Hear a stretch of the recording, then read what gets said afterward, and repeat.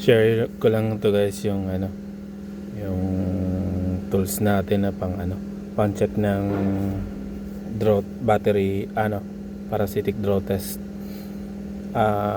Napakasimple lang gamitin nito. Lang, saksak mo lang siya sa OBD, tapos dapat nakalock lahat yung pinto, tapos yung battery nakatanggal yung negative, yung negative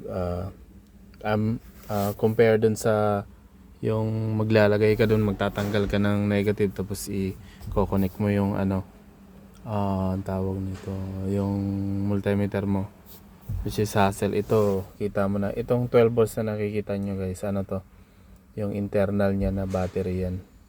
Kaya merong ganyan yan, 12 volts yung output niya, kasi just in case kung magpalit kayo ng battery, usually pag nagpapalit ka ng battery, lalo na sa mga sa Renault, pag nagpalit ka nun, kailangan pag tinanggal mo siya, kailangan mo ng radio code nun. So tapos yung iba, yung sa power window niya, kailangan mong i-reset uli.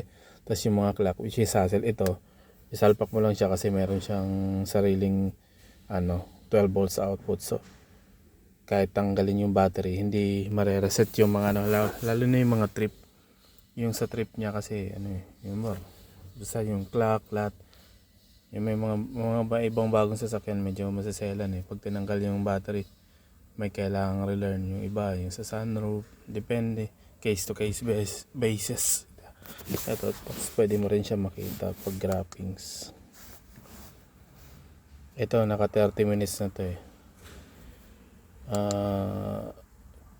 kinukunan ko lang ng draw test to kasi nga customer complain, lagi daw nade-drain yung battery. So wala naman akong nakitang malaking draw. So nasa 6